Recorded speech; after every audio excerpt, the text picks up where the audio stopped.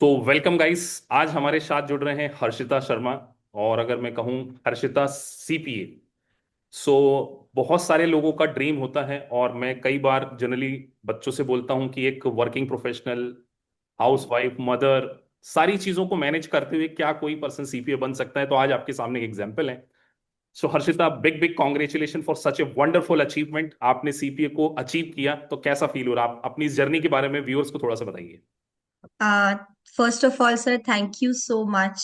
I think like when I have started this journey, I just had a dream and I was not at all sure कि ये चीज हो पाएगी या नहीं हो पाएगी.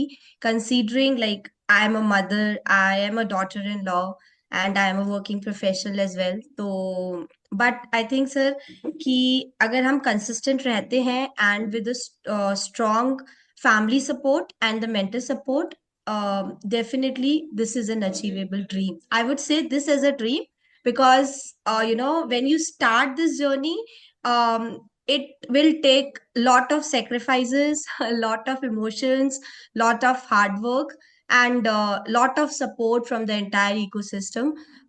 So definitely it's a dream. Uh, yeah. तो हर्षिता के बारे में मैं ये बताऊं, देखिए बहुत सारे व्यूअर्स हमारे क्वेश्चन पूछते हैं कि एक बीकॉम स्टूडेंट, और हर्षिता के साथ तो एक अच्छी न्यूज़ भी आई कि वाइल्ड सीपीए जर्नी, उन्होंने एक बेबी गर्ल को बॉर्न किया। और उसके बाद इस जर्नी को जैसे एज ए मदर कितना Yes. डिफिकल्ट होता है, बिकॉज बहुत सारे कैंडिडेट से कई बार मैं कॉन्वर्सेशन करता हूं तो वो बोलते हैं sir, I have a baby, I have a family responsibility. तो हर्षिता, आपने ये सारी चीजों को कैसे मैनेज किया और इन बिटवीन सीपीए की जर्नी में इसके बारे में, क्योंकि बहुत सारे सर, कैंडिडेट से मोटिवेशन लेंगे जी। जी सर, जब मैंने स्टार्ट किया था तो मेरा बस प्लान ये था कि मैं उस टाइम पे बेबी के बारे में सोच भी नहीं रही थी। और जी मेरा बस प्लान था कि मैं आने वाले 1-2 साल में इस चीज को क्लियर कर लूंगी। मैंने आपको अप्रोच भी किया था जी और मैंने फार पढ़ना स्टार्ट भी कर दिया था। मैंने हाफ फार पढ़ लिया था and then I got the beautiful news that I have conceived. जी तो उस टाइम पे सर बहुत ज्यादा डर लगा था। मैंने आपसे बात भी की थी। तो मुझे सर 2-3 डर थे। मुझे एक ही पता था कि like I would be having a lot of responsibility after having a baby. जी दूसरा मुझे ये भी था कि आपको ऐसा ना लगे कि like I am not serious about doing pursuing CPA. तो जी बट आई स्टिल रिमेम्बर हमारा कॉन्वर्जेशन ये हुआ था जब मैंने आपको पहली बार ये बात बताई थी। तो आपने मुझे यही बोला था कि you take a break and I am with you until you get this title. And जी sir, I am very very thankful to you because after I think after 1.5 year I approached you again जी and you were there. So sir, thank you so much for this. जी क्योंकि sir क्या होता है ना कि जब होता है यू हैव फाइनेंशियली इन्वेस्टेड और फिर आप वापस से ब्रेक लेते हो और अगर आप शायद उस टाइम मुझे सपोर्ट नहीं करते तो हो सकता है कि मेरी जर्नी थोड़ी और डिले हो जाती या शायद I might have quit. I don't know what the things might have been, but so then I'm very Harshita thankful is to a inspiration for all the young mothers, all the womens की। देखिए, आप अपनी domestic responsibilities, अपनी professional responsibility को complete करते हुए भी CPA कर सकते हैं। अब हर्षिता, थोड़ा सा हम टेक्निकल पार्ट पे डिस्कस करेंगे। जी सर. सर, एक सेकंड इससे पहले मैं सर एक चीज और बोलना चाहती हूँ कि like my family, my in laws, my parents, my sibling, my husband, everyone, I'm thankful to them and I cannot give enough credit because being a married woman and a mother, it definitely need a village to be a CPA. जी क्योंकि उन लोग के support के बिना sir मैं कुछ नहीं कर पाती. मेरे इन लॉज ने मुझे इतना ज्यादा सपोर्ट किया है सर. मतलब I don't have to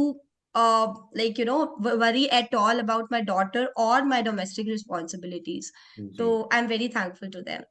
Harshita, आप कुछ टेक्निकल क्वेश्चन जैसे मैं आपसे पूछना चाहूंगा कि सीपीए कितना टफ है एक बीकॉम स्टूडेंट की, बिकॉज आपका कोई सीए बैकग्राउंड नहीं है, जस्ट अ बीकॉम जी जी स्टूडेंट, सर. और आपकी स्टडी में भी ऑलमोस्ट 5 ईयर 10 ईयर का गैप हो गया, तो ऑल ऑफ सडन स्टडी को स्टार्ट करना, such a huge investment, such a complicated exam. I don't say कि मतलब it's a very easy exam कि आप जाएंगे और आसानी से पास कर लेंगे, बिकॉज मैं खुद सीपीए हूं, मैंने इस एग्जाम को जिया है, आपने किया है। तो कितना डिफिकल्ट है? थोड़ा सा टेक्निकल पार्ट पे हम बच्चों को बताना चाहें, कितना इंपॉर्टेंट, डिफिकल्ट कितना होगा पढ़ना? सर, मैं ये बोलूंगी कि जब हम स्टार्ट करते हैं तो मतलब ये डिफिकल्ट तो डेफिनेटली है. बट आई थिंक कि विद द राइट स्ट्रेटेजी आप उस चीज को क्रैक कर सकते हो. क्योंकि सर क्या है ना कि आपका एक तो पहली चीज होती है आपको बहुत ज्यादा गैप हो जाता है तो आपको वैसे भी आपको सिटिंग देने की आदत नहीं है. आपको कॉन्सेप्ट को समझने का वो पूरा पूरा जो आपका अंडरस्टैंडिंग जो लेवल होता है वो बिल्कुल खत्म हो चुका होता है पढ़ाई के रिलेटेड।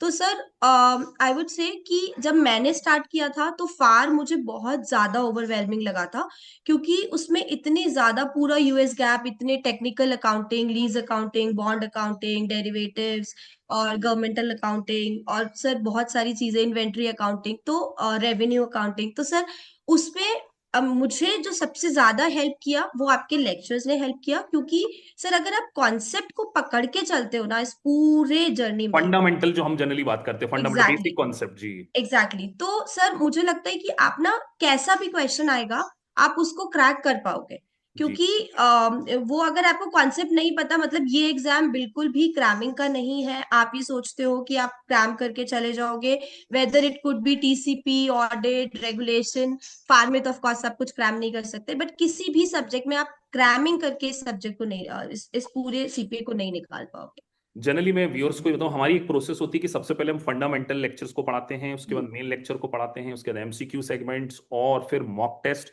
मॉक टेस्ट का कितना इंपॉर्टेंट रोल है? आपने मॉक टेस्ट से आपका कॉन्फिडेंस बढ़ा? आपने सारे मॉक टेस्ट, मैंने खुद ने आपके मॉक टेस्ट ऑब्जर्व किए हैं। एक जी जी मॉक जी। टेस्ट का कितना इंपॉर्टेंट रोल होता है for passing CP exam? Sir mock test से सबसे ज्यादा हेल्प मिलती है कि पहले आपको 4 घंटे वो मैनेज करना आ जाता है। मेरे साथ ऑडिट में आपको पता है कि मैंने सारे पेपर फर्स्ट अटेम्प्ट में निकाले हैं एक्सेप्ट ऑडिट। ऑडिट में जी मेरा 74 मार्क्स आया था। जी तो सर उसमें मुझे उस टाइम पे ऐसा लगा कि जब हम मॉक देते हैं ना तो हमें प्रेशर हैंडल करने का थोड़ी सी स्ट्रेटेजी पता चल जाती है। जी। कि उस टाइम पे सर इतना प्रेशर होता है and we have ample of information inside our brain, and we just have to pick and filter what needs to be applied. So definitely mock helps in the overall the it is a kind of a good finishing to before your exam. एक जी मैं जी sir. आपका Harshita opinion जानना चाहूंगा, जो मेरा खुद का भी एक्सपीरियंस है, कि जब आप एग्जाम में बैठते हैं वो 4 आवर्स, आप कितने स्ट्रांग हो, आपने मॉक टेस्ट पास कर लिए हो, सारे कॉन्सेप्ट आपके अच्छे हो, लेकिन वो 4 घंटे में सारी चीजें नहीं आती हैं जो आपने नहीं पढ़ी हैं। आप इस चीज को अक्नॉलेज करेंगे कि you are going to see something very new in the exam, और उस न्यू सिचुएशन के लिए आपको प्रिपेयर रहना चाहिए। और आपने कैसे डील किया?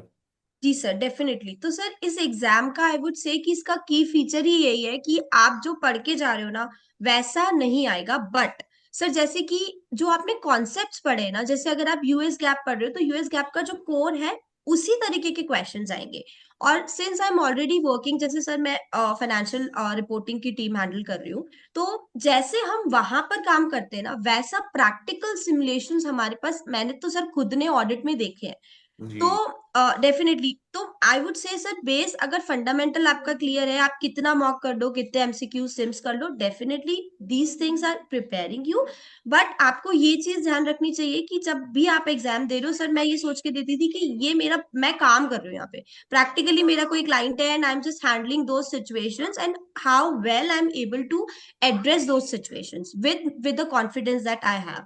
तो सर उससे हो जाता है। अब मैं आपसे एक और क्वेश्चन पूछना चाहूंगा हर्षिता, जो मैंने भी फेस किया है, मतलब मैं इसका टीचर भी हूँ, चार्टर्ड अकाउंटेंट भी हूँ, इतने सारे स्टूडेंट को मैंने पढ़ाया है, सक्सेसफुली वो पास होते हैं, लेकिन जब एक बड़ा सिमुलेशन आता है, जी जी एक बीकॉम स्टूडेंट जब उसको स्क्रीन पे देखता है, और ऐसे 7 बड़े बड़े सिमुलेशंस, एक स्ट्रैटेजिकली लॉन्ग सिमुलेशन को सॉल्व करने की क्या टेक्निक होना चाहिए? आप भी अपने इनपुट दीजिए, मैं भी इसको इनपुट दूंगा। बड़े जी। सिमुलेशन स्पेशली ऑडिट, रेगुलेशन और टीसीपी में शायद उतने बड़े नहीं नहीं आते आते जितने थे, हाँ सर ऑडिट में और बिल्कुल। फार में समटाइम्स बड़े ऑडिट पे बड़े। फार्म में आ उसके सकते बाद उसके बाद आपने जब बड़े सिमुलेशन को कैसे डील किया, जी स्पेशली सर हाउ टू मैंने, डील बिग सिमुलेशन, व्हाई, जब आपने इसको सक्सेसफुली पास किया ऑडिट को?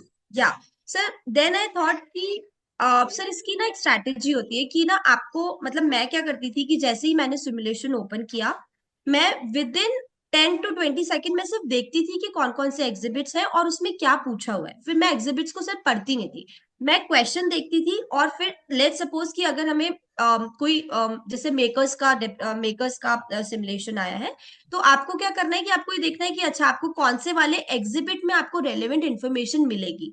और सर रिलेवेंट जो एग्जिबिट को ओपन करना, it's very important. Exactly and sir ये प्रैक्टिस हमारी सिमुलेशंस कर करके, मॉक देके इतना हमें समझ में आ जाता है कि किस चीज में हमें क्या मिलेगा। तो सर वही है कि एक साथ सारे एग्जिबिट्स को देखकर पैनिक नहीं होना है, आपको सिर्फ step by step approach strategically उस सिमुलेशन को करना है। और सर मेरा एक्सपीरियंस ये कहता है कि मैक्सिमम 20 मिनट से ज्यादा लंबे से लंबे सिमुलेशन में नहीं लगते। अगर आप उसको स्ट्रैटेजिकली और करते हो मैं तो। यह कहूंगा कि treat each exhibit as a separate question. I exactly, always say that कि अगर आपके पास एग्जैक्टली सेवन सर। एग्जिबिट्स हैं, इट डजंट मीन कि वो वन सिमुलेशन है। It's a combination of seven different situation जो आपको 25 मिनट्स टू 30 मिनट डील करनी है। एग्जाम में बैठ के प्रेशर फील होता है। मैं भी इस बात को एक्नॉलेज करूंगा कि एक मोमेंट आपको ऐसा लगता है कि यार फेल हो फेल हो गए। जाएंगे, सबको दैट्स द लगता है, मुझे मोमेंट। हर पेपर में लगा है। हर पेपर में आपको लगेगा, मुझे फार में लगा, देखिए मैं खुद एक्सेप्ट कर रहा हूं, मैंने 90 स्कोर किया है, 91 भी स्कोर किया है, बट मैं ये कहूंगा वाइल सॉल्विंग द सिमुलेशन आपको ऐसा लगेगा कि आप फेल हो जाएंगे, आपसे नहीं होगा। बस उस नेगेटिव थॉट को आपको किल करते आना चाहिए। और किल करके आपको ये सोचना चाहिए कि यार एवरीबडी हैविंग सेम टाइम, जी सबके लिए वो सर। सिचुएशन सेम है, आप उस सिचुएशन को कैसे डील करेंगे। और वो जो ब्रेक होता है 15 मिनट्स का आफ्टर थर्ड टेस्टलेट, वो बहुत इंपॉर्टेंट होता है। टॉक विथ योर सेल्फ, अपनी एनर्जी को कलेक्ट कीजिए कि ये दो टेस्टलेट हैं। क्योंकि जो तीसरा टेस्टलेट होता है वो बहुत आपको एग्जॉस्ट कर देता है। आप ऑलरेडी 50-60 एमसीक्यू करके आते हैं, फिर बड़ा सिमुलेशन करते हैं, फिर you have to take a break, उसके बाद आपको सिचुएशन डील करनी। सबसे डिफिकल्ट सब्जेक्ट चारों में आप एज ए बीकॉम स्टूडेंट, जो स्टूडेंट को ध्यान रखना चाहिए अकॉर्डिंग टू यू। सर मुझे ऐसा लगा, अगर मैं टेक्निकली जाऊं तो फार इज डेफिनेटली बहुत ज्यादा टेक्निकल है। जी। उसमें आपको बहुत ज्यादा प्रैक्टिस करनी पड़ेगी और थोड़ा सा ज्यादा टाइम देना पड़ेगा if you are a BCom student. क्योंकि सर मेरे साथ भी था, बहुत टाइम, अप्रोक्स 10 years का गैप था, तो मुझे वो सारे कॉन्सेप्ट दोबारा से रिवाइज करने पड़े। तो मुझे लगता है कि मेरा सबसे ज्यादा एफर्ट लगा फार में। फार और में। दूसरा ऑडिट में। ऑडिट सर जब हम पढ़ते हैं तो बहुत इजी लगता है कि ठीक है, समझ में आ गया, समझ में आ गया, बट वो इतना ट्रिकी सब्जेक्ट है कि जब आप करने बैठते हो तो आपके एमसीक्यूज में, सिमुलेशंस में मार्क्स नहीं आते। जी। तो सर ये दोनों सब्जेक्ट्स बहुत ज्यादा ट्रिकी हैं, एंड आई वुड से कि थोड़े से ना, it's like kind of a beast. FAR and audit, I would say it's a beast. If you are able to crack these two subjects, then TCP और FO will regulation be. और TCP में हमारे fundamental lecture देखे थे आपने, 40 hours जी के लिए sir. Basic मैंने फंडामेंटल। सारे सर, मैंने एक एक लेक्चर आपका देखा है, पूरा टैक्सेशन का, ऑडिट का, फार का, सारे फंडामेंटल लेक्चर्स। सर मेरी स्ट्रैटेजी ही यही होती थी कि पहले मैं आपके फंडामेंटल लेक्चर्स देखती थी। उससे सर बेस बन जाता है कि आपको समझ में जो टेक्निकल टर्म्स जो आप यूज करते हो जैसे अपने मैं मेन बेसिस के लेक्चर्स बारे में में। बताता हूँ, merit filing exactly, jointly, standard deduction, itemised. Exactly. तो आप व्यूअर्स को बताएंगे कि हमारे लेक्चर की quality, fundamental lecture, simulation solving approach, even audit में भी मैंने 20-22 घंटे के फंडामेंटल लेक्चर पढ़े। तो फंडामेंटली स्ट्रांग होना कितना इंपॉर्टेंट है। सर और मैं एक और, बिल्कुल सर, डेफिनेटली, और मैं एक और बात ऐड ऑन करूंगी कि सर आप क्या है ना कि मिक्स लैंग्वेज में पढ़ा रहे हो, आप हिंदी में भी पढ़ा रहे हो, आप इंग्लिश में भी पढ़ा रहे हो। जी। तो सर हम, being an Indian student, I would say कि doesn't matter how well you know verse you are in English language, but जब आप एक अपने लैंग्वेज में आप उसको पढ़ते हो और आप समझते हो, सर आपके आपके लेक्चर्स, मुझे ऐसा लगा कि अगर मैं लगाकर भी देख रही हूँ और अपना कुछ काम भी कर रही हूँ तो मुझे वो कॉन्सेप्ट दिमाग में जा रहा है। जी। तो डेफिनेटली अगर हम, मैंने सर अपने हर एग्जाम में ये किया है कि पहले आपके फंडामेंटल लेक्चर सुने ताकि मेरा पूरा बेस बन गया। और जी। जब मैंने मेन लेक्चर्स में गई तो मुझे बिल्कुल भी डिफिकल्टी नहीं आई उनको समझने में। बट अगर अगर मैं डायरेक्टली मेन लेक्चर्स पे जाती तो डेफिनेटली मुझे, जैसे कुछ टेक्निकल टर्म्स होते हैं वो समझ में नहीं आता, आप पूरा अच्छे से समझा दोगे बट वो एक मेन बात, जैसे अगर बेसिस है, आप पूरा बेसिस समझा रहे हो, मुझे यही नहीं पता बेसिस होता क्या है, जी। तो वो मुझे पूरा पूरा प्लॉट ही लूज हो जाएगा। तो वो चीजें आपको, छोटी छोटी चीजें जो एक्चुअली काम में आती है, वो फंडामेंटल लेक्चर्स से it's like creating a base for you, you know, to deal on that, you know, deal with the difficult questions on that big day. अब हर्षिता जी, सबसे आसान सब्जेक्ट अकॉर्डिंग टू यू, आसान। Sir I would say TCP. TCP, TCP में आपका score कितना है? I got all, 94। मेरा 91 है। तो कई बच्चे ये बोलते हैं कि सर पहले रेगुलेशन देना चाहिए फिर टीसीपी देना चाहिए। मैं जनरली बच्चों को बोलता हूँ कि you can give the TCP first. आपने पहले टीसीपी दिया या पहले सर रेगुलेशन दिया? मैंने पहले टीसीपी दिया था, बस सर मेरे साथ ना मुझे ऐसा लगा कि एक्चुअली मैंने TCP 3 maximum with in 3 months मेरा क्लियर हो गया था टीसीपी।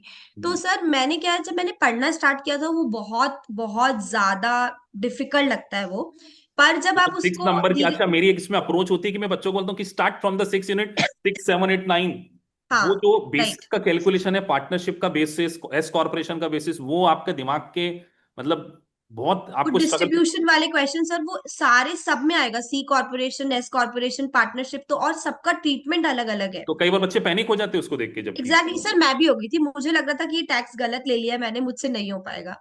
डेफिनेटली मुझे लग रहा था, और जब जबकि मैंने आपका अपनी 94 94, है, उसमें हाईएस्ट 94 है आपका, सोचिए आप स्टिल। डेफिनेटली मतलब सर। शुरुआत में आप थोड़ा सा डरेंगे, और कई बार बच्चों को मैं बोलता और हूँ सर वो कि डरना अच्छा भी है।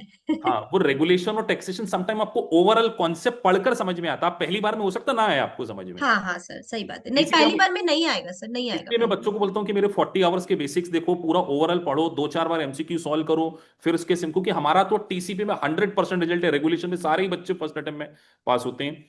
तो ये सारी चीजें एक वर्किंग प्रोफेशनल के लिए आप क्या गाइड करेंगे? जैसे आप एक्सेंचर में हैं या जेनपैक, आई गेस सर मैं एक्सटेंशन में हूँ अभी। एक्सेंचर में हैं, तो बहुत सारे जी सर। एक्सेंचर जेनपैक से स्टूडेंट्स जैसे जब इस वीडियोस को देखेंगे, तो while working as a Accenture Genpact working professional, कैसे अपनी स्टडी को मैनेज करें? सर मैं ही बोलूंगी कि the moment you think of starting this journey, आपको बाकी सारी चीजों को यू हैव टू से नो। आपको सिर्फ फोकस करना है अपने काम पे और अपनी पढ़ाई पे। सर मैं जैसे मैनेज करती थी, मैं सुबह जल्दी उठती थी क्योंकि मेरा शिफ्ट टाइमिंग 1 o'clock से स्टार्ट होता है। तो मैं सुबह के 4-5 घंटे अपना पढ़ाई करती थी, क्योंकि मुझे ये था कि अगर मैं कंसिस्टेंटली 2 घंटा भी दिन रोज का पढ़ रही हूँ ना, तो सर वो आपका रिदम बैठता है और आप उस वहां तक अपनी टारगेट्स को अचीव कर पाते हो। अगर आपने छोड़ दिया तो आप नहीं कर पाओगे sir, whether it would be like the peak period of my work, anything. मैं बहुत ज्यादा बिजी हूँ, मैं 12 घंटे काम कर रही हूँ, 14 घंटे काम कर रही हूँ, उसके बाद भी अगर मैं 5 घंटे नहीं पढ़ सकती तो मैं 2 घंटा पढ़ती थी। बट मैं रोज पढ़ती थी, एंड आई वॉज लाइक, जी। I have said no to everything. No social gatherings, no meeting with anyone. I have just, isolated myself, and I thought, कि जब तक ये नहीं करेंगे ना सर हम लोग, तब तक मुझे लगता है कि ये नहीं हो पाएगा। आई डोंट नो, क्योंकि आपको डेफिनेटली सेल्फ डाउट था हर्षिता सीपीए बनने के लिए? सर डेफिनेटली था, बिल्कुल था सर। और सर इसलिए भी होता है वो, क्योंकि हमारे पास एक स्टेज पे जब हम स्टूडेंट लाइफ में होते हैं सर, हमारे पास कोई रिस्पॉन्सिबिलिटीज नहीं होती। बट जी। When you are in your mid 30s, तो आपके पास चार चीजें और होती है करने के लिए, like you are also working, you have your family expectations. तो सर डेफिनेटली आपको सेल्फ डाउट तो आता ही है, और जब आप पढ़ने स्टार्ट करते हो तब ऐसा लगता है कि I am investing so much, और अगर नहीं हुआ तो क्या होगा, because financially also it's kind of a burden, और because हमारा it's सपोर्ट फिर it जो हमने involves as a huge mentor cost। का सपोर्ट आपको सेल्फ डाउट से, डेफिनेटली हमारा सपोर्ट कितना इंपॉर्टेंट रहा? सर मैं तो, आपको पता है, हर एग्जाम से पहले मैं आपको कॉल करके बोलती थी सर मुझे बहुत जी। डर लग रहा है। और सर जो आप मुझसे 15-20 मिनट जो आप मुझे बात करते थे ना, उसके बाद एकदम टेंशन रिलीज हो जाती थी। और मैंने तो सर आपसे बहुत सिली क्वेश्चंस भी पूछे होंगे, जी मैंने जी। बहुत आपको परेशान किया है। नहीं, वो तो it's a part of journey होता है जी। But sir I always say कि for me you were always there. आपने मुझे हमेशा रिस्पॉन्स किया है, हमेशा आप थे वहां पे किसी भी चीज को समझाने के लिए। किसी मतलब ऐसा नहीं है कि यू हैव नेवर थॉट कि यार ये कितनी क्या, लेक्चर जाके देख लो या कुछ कर लो, अगर मैंने आपसे पूछा तो आपने मुझे उसी वक्त वो चीज समझाई। तो तो मैं स्टूडेंट से आपको रोक रहा हूं, मैं बोलता हूं doubt is temporary, regret is permanent, and pride is also permanent. आप सोचिए, आपको डाउट था, अगर आप उस टाइम स्टॉप कर देते तो ये जो प्राइड वाला मूवमेंट जो आपकी लाइफ में एक प्रोफेशनल डेजिग्नेशन एसोसिएट हो गया, वो शायद नहीं होता। तो हर्षिता देखिए, स्टार्टिंग में डाउट, मैं हर्षिता के बारे में बताऊं, मुझे स्टार्टिंग में हर्षिता में लगता था कि यार हर्षिता पढ़ पाएगी या नहीं पढ़ पाएगी, क्योंकि आपका तो इवैल्यूएशन भी बीच में आपने जर्नी को ब्रेक कर दिया था। जी। इवैल्यूएशन भी आपका शायद थोड़ा बहुत ही टाइम बचा था, वो एक्सपायर्ड हो जाता, फिर हम वहां पे गए, नेस्बा में गए, नेस्बा से बात हाँ जी करी, सर। आपका सारा डॉक्यूमेंट निकलवाया उस टाइम, वो सारी चीजों को, प्रोसेस को फुलफिल करके। लेकिन मुझे एक बहुत अच्छी बात लगी, आपने कभी नेगेटिव बातें नहीं करी वाइल स्टडी। आपको ये नहीं था कि यार मेरे से मतलब एक नेगेटिव, आपका ऑरा हमेशा पॉजिटिव रहा कि सर कर लेंगे, मतलब एक बोलते हैं ना फाइटिंग स्पिरिट, आपने रेजिलियंस डेफिनेटली शो किया इस जर्नी में। इसके बारे में क्या कहना चाहेंगे अर्चिता? सर मैं कहूंगी कि ये ना सर कलेक्टिव सपोर्ट है, from you, from my family and my inner instinct कि मुझे कुछ करना है। And sir I would say कि I would not say that I am very much talented, but all that I have with in me is I never give up, जी and I stay consistent. धीरे धीरे होगा sir, कछुए की चाल चलेंगे, but चलेंगे तो वहां जी। तक पहुंच ही जाएंगे। क्योंकि मैंने जनरली शुरुआती दौर में देखा आपको ऑडिट काफी मतलब ऐसा लग रहा था, फिर फार में भी, लेकिन मतलब आपके अंदर वो जो इंस्पिरेशन थी कि यार as a mother, as a working professional housewife, वो सारी रिस्पॉन्सिबिलिटी को, आपका एक विजन क्लियर था कि सीपीए करना है, सीपीए करना है, वो हो जाएगा, हो जाएगा। That's really inspiring to lot of people. अब मैं कुछ क्वेश्चंस आपसे पूछूंगा कि सिमुलेशंस आपने कितनी बार ओवरऑल सॉल्व किए होंगे, मतलब एक कैंडिडेट को सिमुलेशंस कितनी बार सॉल्व करना चाहिए कम से कम? सर मैंने हर सब्जेक्ट में सिमुलेशन 2 से 3 बार मिनिमम सॉल्व किए हैं। जी। उसके अलावा आई एम श्योर कि मैंने जैसे जिस भी सिमुलेशन में मुझे प्रॉब्लम आती थी, मैं अलग से उसके नोट्स बनाती थी कि यहाँ यहाँ मेरे conceptually conceptually I am weak, और उसको मैं दोबारा पढ़ के फिर दोबारा ट्राई करती थी। But ji. सर वो क्या होता है ना कि जब तक आप सिमुलेशन पे अगर आपकी ग्रिप है ना, तो एमसीक्यूज तो आराम से आपके सॉल्व हो जाते हैं। और वैसे भी जो आप सॉफ्टवेयर में पढ़ रहे हो, वैसा वैसा कुछ आने एग्जाम वाला में है नहीं आना वहां नहीं पे। है, सही बात है। डेफिनेटली। तो अब मैंने मतलब स्टार्टिंग एमसीक्यू से करती थी, बट मैं बेस अपना बाद में सिर्फ सिमुलेशन को देती थी कि मुझे सिमुलेशन ही पढ़ने हैं। अगर मेरे सिमुलेशन में मैं 90+ स्कोर कर पा रही हूँ विद अंडरस्टैंडिंग, ऐसा नहीं है, क्योंकि सर सॉफ्टवेयर में कभी कभी ये भी प्रॉब्लम हो जाती है, जैसे ऑडिट है। ऑडिट में तो ये प्रॉब्लम होती होती है कि आपको आंसर्स याद होने लग जाते हैं। जी। तो वो फिर बार बार करके भी बहुत ज्यादा फायदा होता नहीं है। तो वो ये sir, simulation is the base जो आपको पास करवाता है मेरे हिसाब से। तो और उससे आपकी पूरी अंडरस्टैंडिंग ऑफ द सब्जेक्ट भी बढ़ जाती है। तो अगर आप ज्यादा टाइम सिमुलेशन में इन्वेस्ट करते हो, तो डेफिनेटली और on the right track. Prometric centre का एक्सपीरियंस बताइए। जनरली मैं बच्चों को बार बार बोलता हूं कि एमसीक्यू छोटे ही आते हैं, बहुत बड़े नहीं आते हैं। जी। प्रोमेट्रिक सेंटर में कई बच्चों को डर लगता है। आप ऑनेस्टली बताइए, आपको डर लगा था कि नहीं पहला पेपर देते हुए, और इस डर को कैसे दूर करना है? क्योंकि बहुत सारे बच्चे साइकोलॉजिकली वीक हो जाते हैं। बिकॉज हम्म। आज की डेट में सीपी के एक पेपर की कॉस्ट बहुत ज्यादा है, 60-70 थाउजेंड समथिंग एक्सपेंडिचर आता है। तो जब पहला पेपर बच्चा देने जाएगा, उसके मन में एक unknown fear. Prometric centre experience क्या होगा आपके लिए? सर वो ना सेटअप वैसा होता है कि ना थोड़ा सा फॉर्मल सेटअप है, स्ट्रिक्ट सेटअप है। तो आप ना वैसे डर जाते हो, बट मुझे जी। लगता है कि sir if you have a faith in your self, क्योंकि आप जितनी मेहनत आप कर सकते थे ना अपने हिसाब से, आप कर चुके हो। इट्स द टाइम कि आपको वहां पे अपनी आपने जितना भी की मेहनत की है उसको आपको वहां पर परफॉर्म करना है। तो सर अगर आप मेंटली आप ये सोच के चलोगे ना कि जो भी आएगा मुझे अपना उस क्वेश्चन में बेस्ट देना है। सर मैं हर क्योंकि एमसीक्यूज डेफिनेटली मुझे किसी भी सब्जेक्ट्स में एमसीक्यूज डिफिकल्ट नहीं लगे। जी। एमसीक्यूज हमेशा इजी आते हैं। जो मेन जो हमें डर लगने वाली बात है ना, वो वो सिमुलेशंस होते सिमुलेशन डर लगता हैं। है हाँ, उसपे, जी। डेफिनेटली। क्योंकि वो सिचुएशन नई होती है, आपने हजारों बार क्वेश्चन करे हो। जी। मैं जनरली बच्चों को ये बात बोलता हूं कि मैं बच्चों को यहाँ पे मैसेज देना चाहूंगा कि जब आप सिमुलेशन में ऐसे स्क्रीन के सामने बैठे हैं, उसके जाने से पहले आप अपनी साइकोलॉजिकली उस पर ये काम कीजिए कि आपने अपनी जिंदगी का सबसे बेस्ट स्टडी कर चुके हैं। कर इस चुके, हॉल राइट में सर। बैठे हुए सभी स्टूडेंट से ज्यादा आपने पढ़ा है, सारे सिमुलेशन करें, सारा रिवीजन किया, मॉक टेस्ट किया। अब नाउ उस नॉलेज को यहां पर यूज करना है। वो जी जो सर। वो बिलीफ सिस्टम अगर आप लेकर जाएंगे, डेफिनेटली आप पास करेंगे। लेकिन सिचुएशन बड़ी आती है। मैं बार बार बोल रहा हूं आपको, एक सीपीए की सबसे बड़ी पासिंग इसके लिए है कि आपको पैनिक नहीं होना है। ये आप डेफिनेटली फील करेंगे कि जो इंसान पैनिक हो जाएगा, कई बार बच्चे पैनिक होकर गलत सलत कर देते, स्टक हो जाते हैं। पैनिक नहीं होना, this is the very very important skill. Sir मैंने आपको बताया ना, ऑडिट में मैं एक्चुअली पैनिक हो गई थी जी। And I could not clear it. जी। तो डेफिनेटली अगर और सर वैसे हमें ये इस तरीके से भी सोचना चाहिए कि this is a big title that you would be gaining. अगर आप मेंटली टफ नहीं हो एग्जाम्स में, तो आप कैसे हैंडल करोगे जब आपके पास रियल रियल टाइम प्रेशर आएगा? तो ये आपको शायद प्रिपेयर कर रहा है for your future endeavours to be mentally tough to handle any situation confidently. इस लॉन्ग जर्नी में सम कभी कभी आपको ऐसा फील हुआ कि यार, मतलब कई बच्चे मुझसे बोलते हैं कि यार मैंने कहाँ इस जर्नी में अपने आप को डाल दिया, मेरी लाइफ नॉर्मली थी। क्योंकि एक बहुत inner frustration, inner angerness, doubt, ना जाने क्या क्या माइंड में चलता है, ये मैंने भी फील किया है। इसीलिए मैं स्टूडेंट से आपसे पूछना चाहूंगा कि इस पूरी लॉन्ग जर्नी में अपने आप को मोटिवेट कैसे रखें?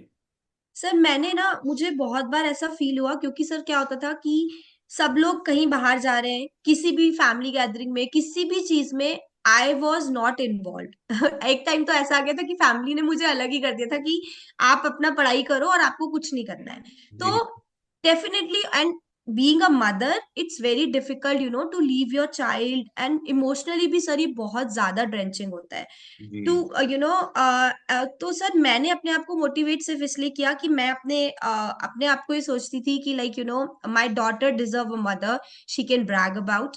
and so and like I used to dream of a day when I would be getting this title and how proud my family would be on me. जी And definitely सर जब वो मैंने achieve किया, मुझे सबसे ज्यादा खुशी हुई कि जो आपके आसपास के लोग होते हैं, आपके मेंटर, आपकी फैमिली, आपके फ्रेंड्स, यू नो उन उनके लिए भी ये बहुत बड़ा अचीवमेंट होता है। तो सर अगर आप उनको सोचकर और अपने पर्सनल जो चीजें आपको मोटिवेट करती हैं उनको आप अगर अपने सामने रखते हो ईच डे, आई थिंक आप कंसिस्टेंट रह पाते हो।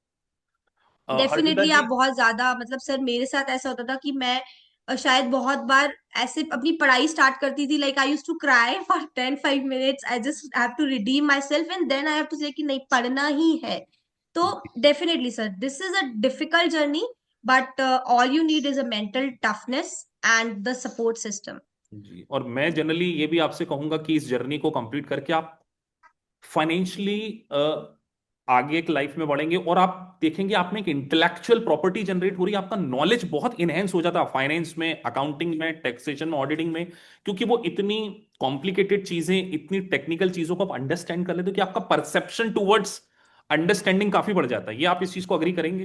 डेफिनेटली सर, डेफिनेटली सर, बहुत सारी चीजें ऐसी होती हैं जो आपको नहीं पता चलती हैं। और जब आप इतना लंबा जर्नी लेकर आते हो ना, तो सर मुझे ऐसा लगता है कि जब आप जैसे कि कुछ टेक्निकल चीजें हैं, जब आप ऑफिस में भी काम कर रहे होते हो, तो सर मुझे लगा कि ये वाली जो नॉलेज है मुझे मेरे ऑफिस में भी बहुत काम आई है। क्योंकि आप बहुत बार आप समझ नहीं पाते हो, बट जैसे अगर मैंने ऑडिट पढ़ा और अगर मैं अपने ऑफिस में एक्चुअल ऑडिट रिपोर्ट देख रही हूँ, तो वो मुझे समझ में आ रहा है कि ओके, ये पब्लिक एंटिटी की रिपोर्ट रिपोर्ट है, ये प्राइवेट एंटिटी की रिपोर्ट है, ये इस तरीके से होती है। And I am able to contribute कि मुझे पता है कि इसमें ये चीजें होनी चाहिए, और अगर नहीं है तो I am able to give my feedback also. तो डेफिनेटली ये, और आप एज अ बीकॉम स्टूडेंट ये चीजें नहीं कर सकते क्योंकि वहां पे तो एकदम सर बेसिक बेसिक अब पढ़ते हैं। देखिए, और आपने एक बीकॉम स्टूडेंट बोला, तो आप ये भी अग्री करेंगे कि आपका पास्ट बैकग्राउंड क्या रहा, आप बीकॉम रहे हैं, वर्किंग प्रोफेशनल है, स्टडी क्या पे, अगर आप एक कंसिस्टेंसी 2 घंटे की कंसिस्टेंटली बना ले, मैं जनरली बोलता हूं कि you have to be very consistent, अगर आप 2 आवर कंसिस्टेंट रहते हैं तो ये जर्नी अचीवेबल है, ये पॉसिबल है। Definitely sir, definitely consistency is the key.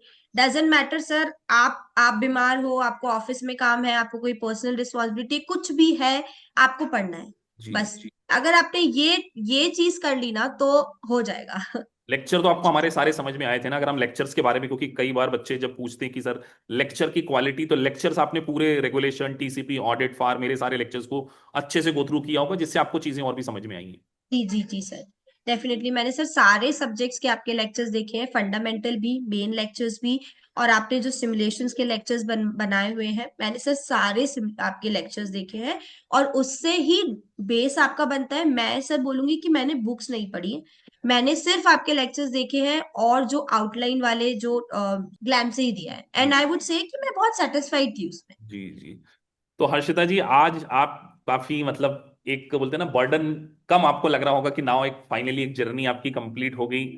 सो कुछ जाते जाते कुछ ऐसा नोट जो कि आप एक BCom student, working professional, housewife, mothers के लिए, जो दोज हु आर, क्योंकि बहुत सारी मदर्स जो यंग मदर्स हैं, यंग मॉम्स हैं, those who are taking care her baby, उनके लिए क्या आप गाइडलाइन देना चाहेंगी for passing the CP exam? Practically feasible कैसे हो और क्या उनको करना चाहिए? Sir I would only say, you know, you have to be strong enough to understand कि this is not going to be easy. लोग बहुत बोलते हैं कि 8 महीने में हो जाएगा, 1 साल में हो जाएगा। डोंट थिंक कि अगर आपसे 8 महीने में या 1 साल में नहीं हो रहा है तो ये नहीं होगा। 2 साल में भी ये चीज अगर होती है तो वो आपको उतनी ही खुशी देगी जो 1 साल में होगी। बस आपको मेंटली टफ रहना है, आपको अपने टेक्निकल स्किल्स पे काम करना है, और जितना भी सपोर्ट एज अ मदर आप अपनी फैमिली से, अपने फ्रेंड से आप ले सकते हो, आप लो।